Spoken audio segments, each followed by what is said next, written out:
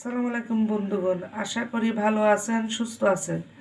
আজকে আমি আপনাদের জন্য নতুন একটা রেসিপি নিয়ে আসছি। পাতলা করে সুজি কিভাবে রান্না করতে হয়। এখানে আধা লিটার দুধ আছে।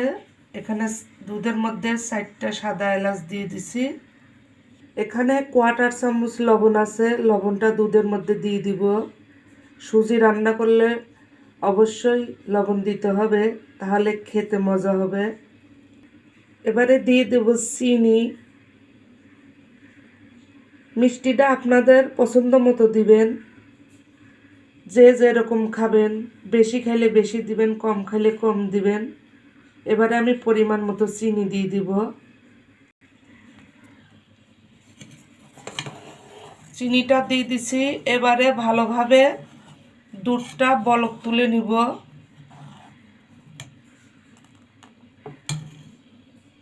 এখানে সুজি নিয়ে নিয়েছি টেবিল চামচের 2 চামচ। এবারে সুজিগুলো ভালো করে ভেজে নেব। দুধ বলক এসে গেছে। এবারে দুধটা নামাই নিব। নামাই নিয়ে চুলার উপর একটা তাওয়া বসিয়ে দিব। তাওয়া বসানো হয়ে গেছে।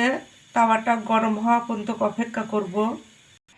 এখন যেটা করব, এখানে ঘি আছে, টেবিল চামচের 1 চামচ ঘি তাওয়ার মধ্যে দিয়ে দিব। টেবিল চামচের 1 চামচ ঘি দেওয়া হয়ে গেছে। এবারে এর মধ্যে সুজিগুলো দিয়ে দিব। সুজি দেওয়া হয়ে গেছে। নেড়ে চেড়ে ভালো করে সুজিটা ঘি দিয়ে ভেজে নিব। আপনাদের ঘরে যদি ঘি না থাকে তাহলে সয়াবিন তেল দিয়ে ভেজে নিলেও চলবে।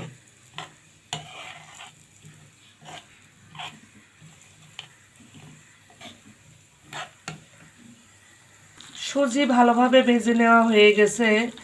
এবারে দুধের মধ্যে দিয়ে দিব। এখানে আমি একটু ঘি বেশি করে দিছি, এ কারণেই প্যাকেটের দুধে কোনো ননি থাকে না, এজন্য ঘি একটু বেশি করে দিচ্ছি যাতে খেতে ভালো হয়। সুজি দুধের মধ্যে দেওয়া হয়ে গেছে। এবারে নেড়ে চেড়ে ভালোভাবে ফুটাইয়া সুজিটারে সিদ্ধ করে নিব। সুজি দেওয়ার পরে ঘন ঘন নাড়তে হবে, না নাড়লে দলা পেকে যাবে। গুটি গুটি হয়ে গেলে পরে খেতে ভালো লাগবে না, এই জন্য এটারে ঘন ঘন নাড়তে হবে।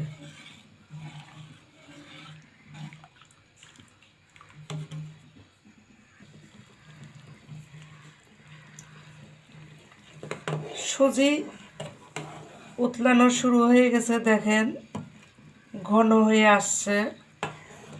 এটা খুব বেশি ঘন করা যাবে না, পাতলা পাতলাই হবে। ঠান্ডা হলে আবার কিছুটা ঘন হয়ে যাবে। এবারে আমি সুজিটা নামাই নিব। এর থেকে বেশি ঘন করব না, ঠান্ডা হলে কিছুটা ঘন হয়ে যাবে।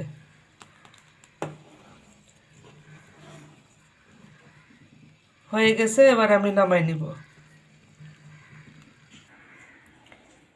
এবারে সুজিটা একটা পাত্রতে ঢেলে নিব। এভাবে সুজি রান্না করি পরোটা, লুচি, রুটি, চাউলের আটার রুটি, এগুলোর সঙ্গে খেয়ে দেখবেন, ভালো লাগবে। ছোট বাচ্চারেও খাওয়ানো যাবে। এরকম পাতলা সুজি রান্না করে ছোট বাচ্চাকে খাওয়াইলে অনেক শক্তিশালী হবে। আবার অনেক সময় নিজেদেরও জ্বর আসলো, খাওয়ার প্রতি কোনো রুচি থাকলো না, তখন এই ধরনের সুজি রান্না করে খেয়ে দেখবেন, আশা করি আপনাদের ভালো লাগবে। আপনারা সবাই ভালো থাকুন, সুস্থ থাকুন। এরপরে দেখা হবে নতুন কোনো রেসিপি নিয়ে। আজকে এখানেই শেষ করলাম। আল্লাহ হাফেজ।